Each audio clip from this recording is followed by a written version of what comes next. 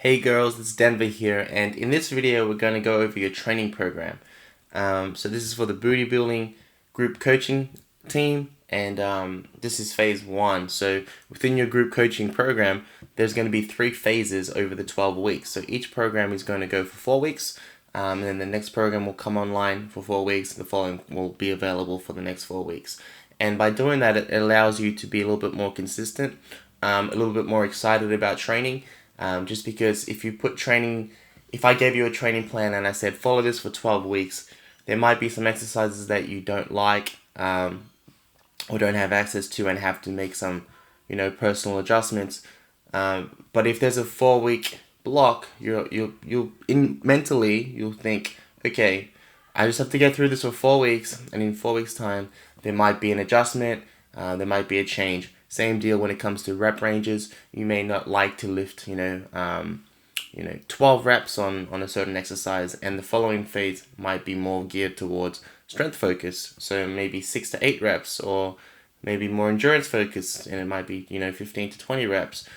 So just creating a little bit of short-term structure really helps people to be a little bit more excited about training, be a bit more consistent, and just keeps things fresh as well. It also ensures that you try to progressively get stronger, add more weight to the bar, or do more reps, or just have more intensity, because you've only got 4 weeks to really push and achieve what you're trying to achieve. In general, it is okay to train the same program for 12 weeks or more if you like, as long as you keep progressing. So as long as you keep adding weight to the bar, so you're getting stronger, or adding more reps, or doing more sets, or reducing your rest time for a little bit more metabolic stress and conditioning. As long as there are some factors that are continually improving, it is okay to have the same program long term. But what I find happens is a lot of people will just start to come into the gym and just lift the same weight that they're used to lifting because they did it, last week or the week before or the week prior. And it just becomes more habit based more than productive, I guess. So training becomes less purposeful if you're not really driving towards your goals, and if you're just doing the same thing every day. So if you ate the same food every single day for a whole year, you'd probably get sick of those foods. You'd probably be quite bored, and you'd want a bit of variety. So that's another reason why training is in 4 week blocks. So anyway, let's get into the program. So that's just the main page right there, and then we move into program summary, program breakdown, resistance load selection protocol, and warm up sequence. So to explain this stuff, I'm going to start with program summary, and basically this just outlines the program repetitions. I'm just going to delete that. The repetition. So in your program, you've got something, and before I actually get into this, let me just scroll through the program so you get a quick overview. So that's going to be your week 1, and then you've got your week 2, which looks similar, but it's different, and then week 3, and then week 4. So scrolling back up, you'll see that some exercises have a percentage listed, and a lot of them don't. So moving back up to your repetition scale, percentage-based exercises are going to be between 4 and 9 reps for the most part, or pretty much all of them will be between 4 and 9 reps. Secondary exercises, which means all of those exercises without a percentage scale listed, will be between 8 and 20 reps within this program.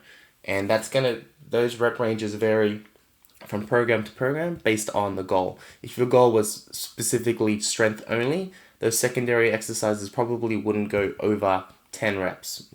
If your goal was endurance only, those percentage-based exercises wouldn't be there, and your standard exercises would be more like 15 plus. So that's going to be more of an endurance focus. What we're trying to focus on is improving your strength, which is why we have the percentage-based exercises. And then we also want to improve the way you look. So we want to improve hypertrophy, and hypertrophy means growing your muscle cells, and making them larger, essentially. And to do that, we need to do sufficient amount of reps, and we need to move sufficient amount of weight.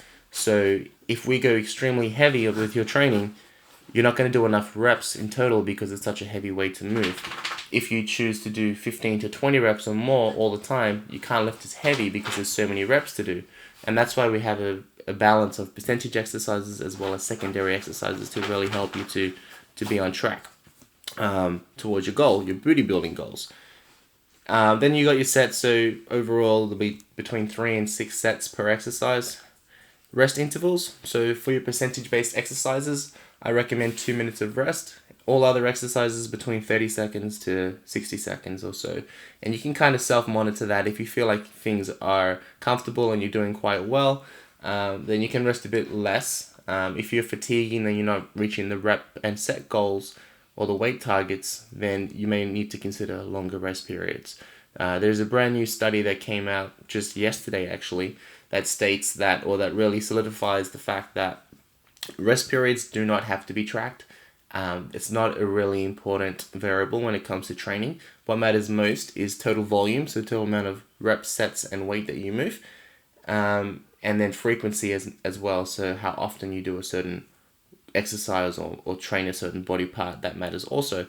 So rest periods aren't very important, but we like to just assign some numbers anyway, just so you can be consistent, so you're not in the gym for 3 hours a day, or on the other side, you're not resting for too short of a period and not hitting the numbers that we really want you to push towards in terms of strength and progression. All right, so tempo. So it has concentric and eccentric. And what that means is the eccentric part of an exercise is when you're coming down. It's the easy part. It's when you're breathing in. So for a squat, for example, as you come down with a squat, that's the eccentric phase. And you want to take 2 to 3 seconds to come down. As you drive the weight back up, that's the concentric phase. And you want to be explosive. So you want to drive up as fast as you can. And sometimes people want to control the weight up when they do a squat or a bicep curl or a push-up or whatever. But there's a few things that are going to limit your abilities if you do that. Basically, if an exercise takes longer to complete, you may feel a bit more stress in terms of positive, a pump, or you might feel like, oh, this is really working. But it's going to really reduce the amount of force production and strength that you'll have.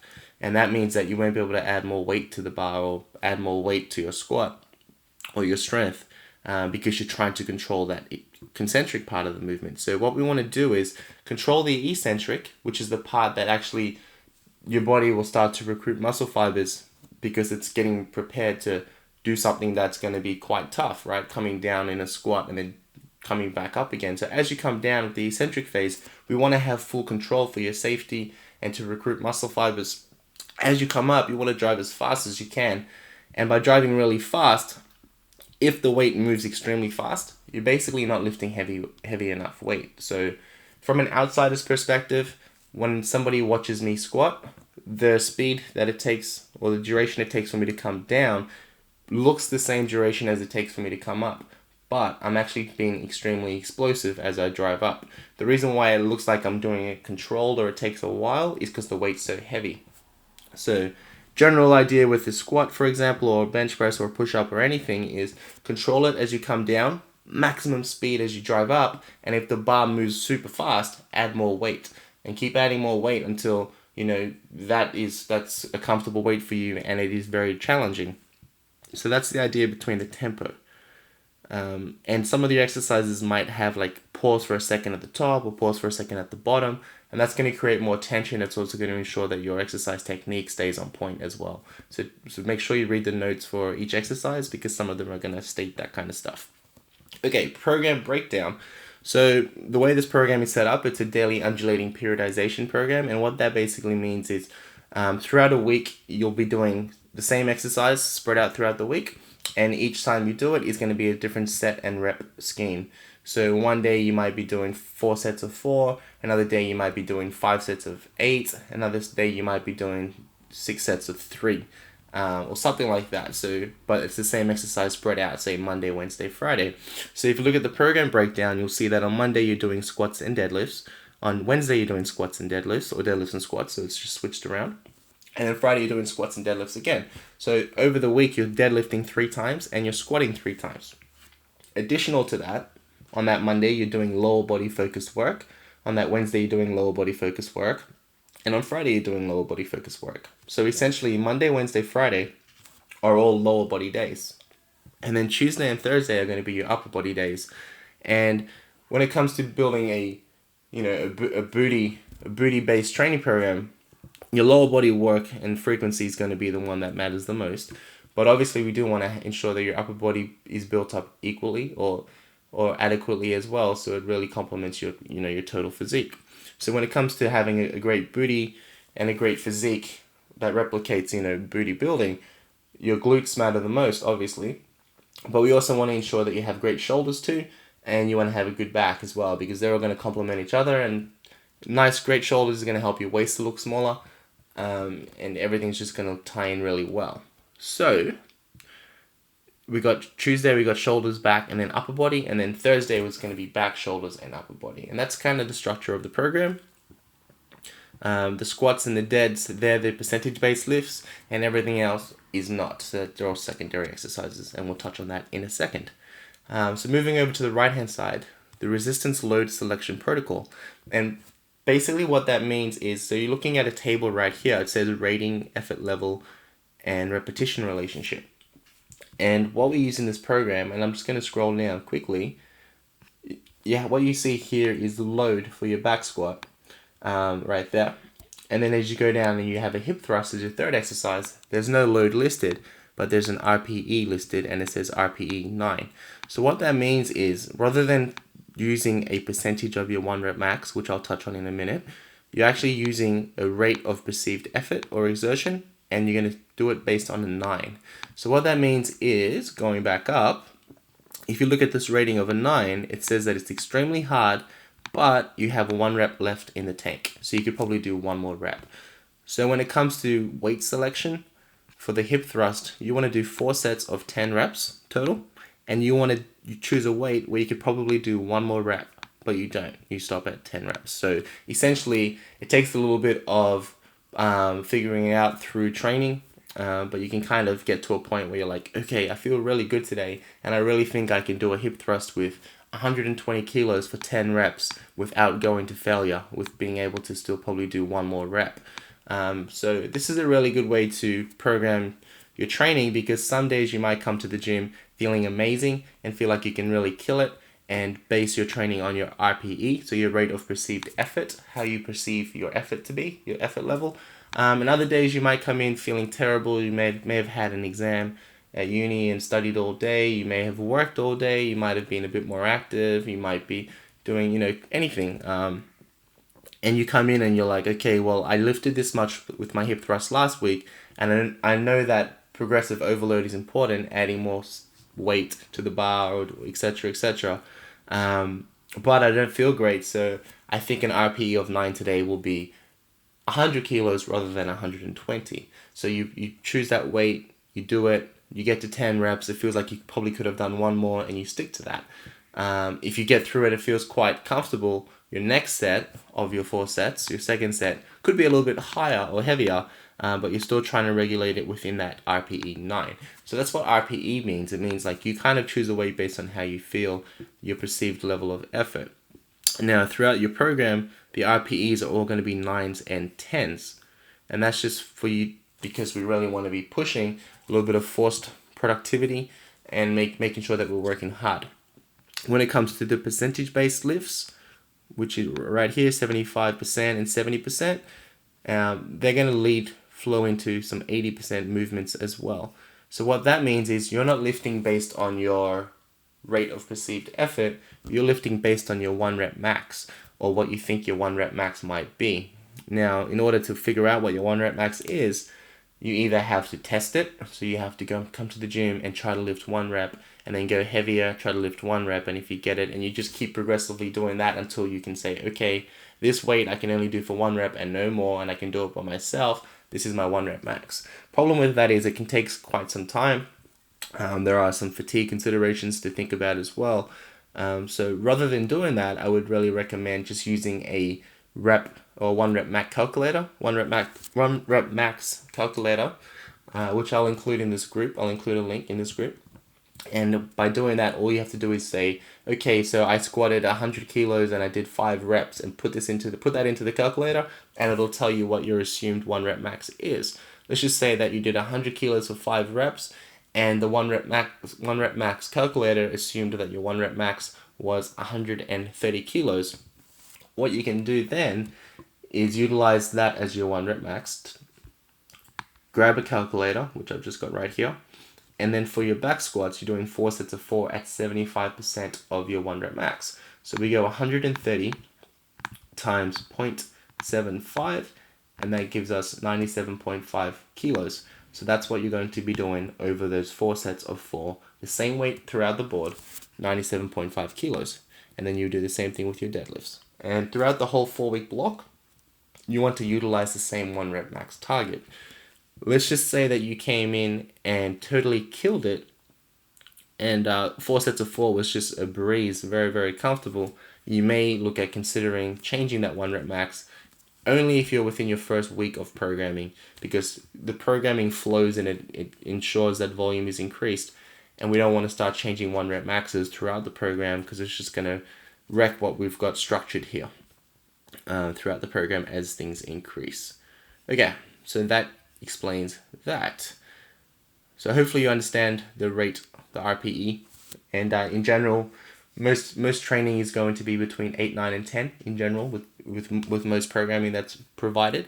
If something is an RPE of 7, that's typically a deload, and that just means a wider week of training to help you to recover and repair and things like that, which may be provided within the 12-week total coaching time. So it's good to be aware of that.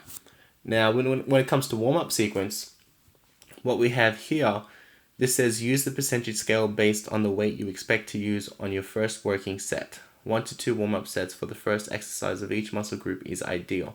So we've got a little table right here which says this is your warm-up sequence. So these are all warm-ups. And it says for your first warm-up, you should do 6 reps at 70% of the planned first set.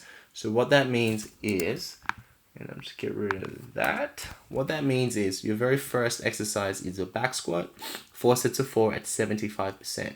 We already determined that that equals 97.5. So that's the weight that you're going to be lifting. So that is your planned first set weight. So what we want to do now is get 97.5 and times it by 70%.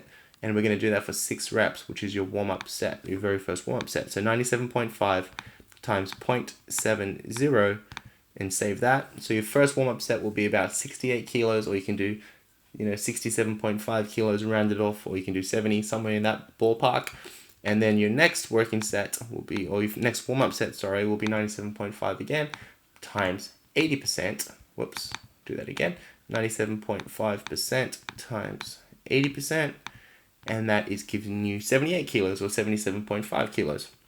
And then you've got your last one, so 97.5 times 90%, and then that's going to be 87.5 kilos for 2 reps.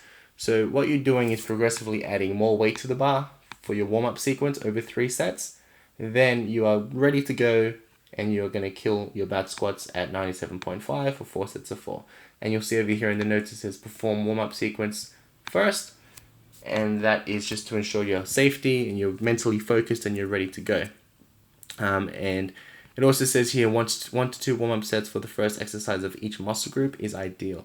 So you'll notice that with training, on Monday, everything's lower body. So only the first exercise really needs that warm-up sequence. Tuesday's all upper body, so same deal. However, it's shoulder focused, then it's back focused.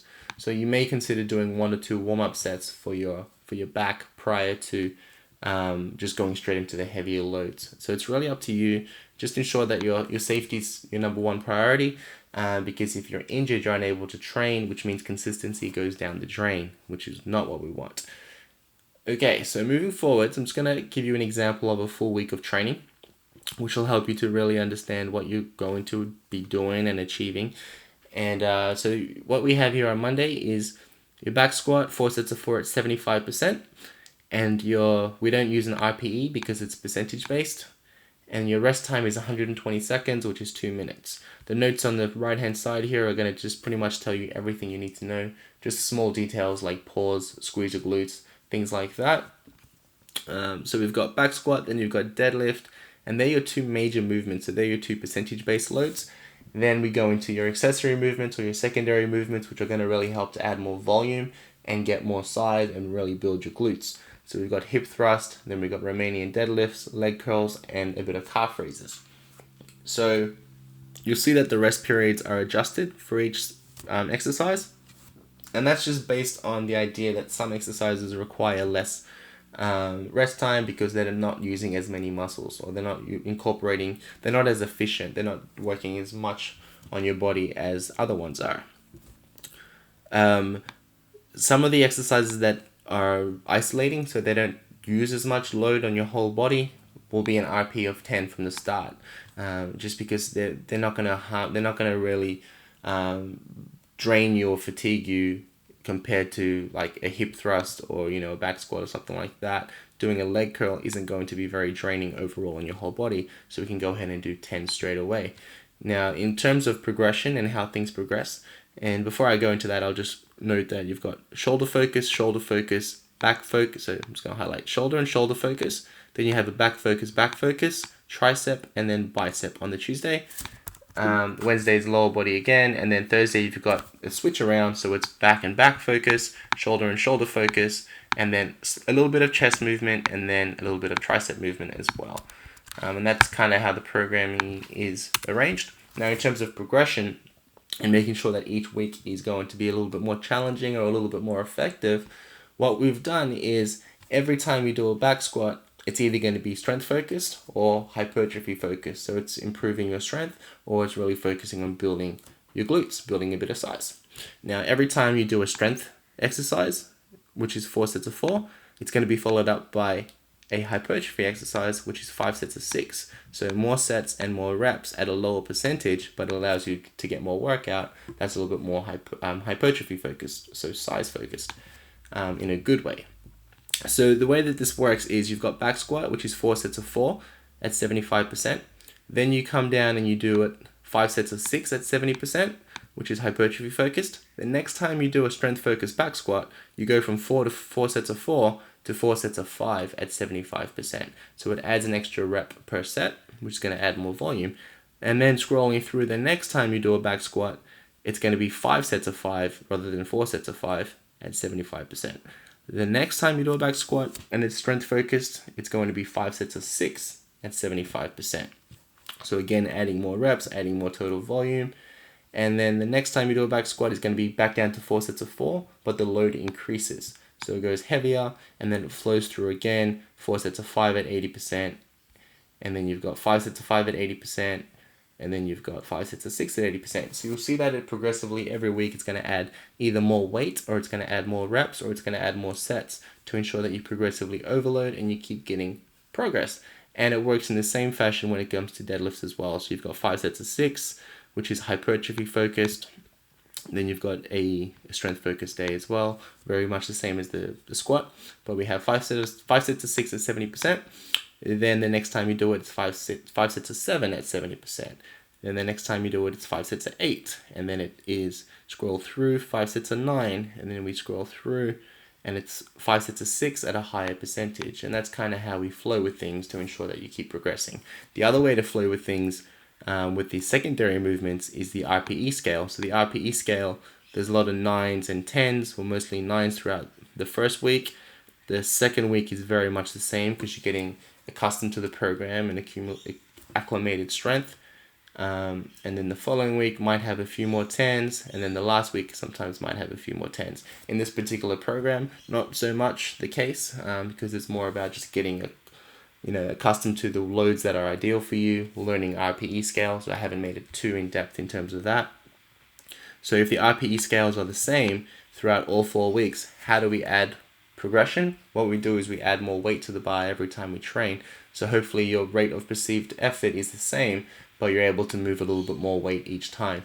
And the ideal load progression is to just add 2.5 kilos to 5 kilos to the bar for each exercise. Or if you're doing dumbbells, the next lot of dumbbells up, things like that. Just simple little small increments each week will really go a long way in ensuring that you get stronger and get great results. So that is pretty much it for your training programming. Hopefully that covers everything you need to know. This program is a booty building program, so it's based on that for the most part. However, it's going to ensure that you do get a complete physique, so everything is covered. All exercises are considered. There's not that much chest movement in this particular phase right now, just because females typically want better shoulders, better abs, better back. They want to get their arms looking good, but they really want those nice glutes and legs as well, which is what this program is based around. One last thing I'll touch on is the 20-minute HIIT session, which is listed on the Saturdays. So within your program, you've got cardio, and it's just one session per week, which is 20 minutes of high intensity interval training. The type of HIIT that I recommend is lower body dominant, so it's going to be utilizing your glutes a lot as well. But you can also choose to do the rower or something else like skipping if you prefer as well. But doing the HIIT session will just really help to keep you leaner as well as improve your endurance to a sense, and improve your recovery. So it's just going to be a great addition to your programming to help you to burn more body fat, maintain more muscle, increase your metabolic rate, and just get overall great results. When it comes to low intensity cardio like walking, power walking, things like that, that is entirely optional. It's entirely up to you. I would rather you be doing something that I consider non-exercise activity, such as walking on the beach or going for a hike or hanging out with friends or being social in a physical sense, rather than sitting on a treadmill for 20 minutes or 30 minutes or whatever the case may be. However, if you're someone who likes to do that kind of stuff, I'm entirely fine with it. It's okay. It's not going to hinder your results as long as it doesn't become your predominant focus, because strength training and weight training is really going to be your main focus when it comes to building your ultimate physique and building your glutes and your booty and everything else that comes along with it. So that is it. Each week or each month, so every 4 weeks, the programming will change. The focus will always be based around glutes throughout this whole 12 weeks, but there will be other considerations that I look at as well. And exercise programming might get harder as well, a little bit more effective, a little bit more intense. So really looking forward to seeing the progress that you make by being really consistent, and I really encourage you to write down the weights that you lift for each exercise each week, so you can kind of look back and just have an understanding of where you are and what you might be able to achieve this week or next week or the following week. And that is pretty much it. Thanks for watching, girls. Speak to you soon.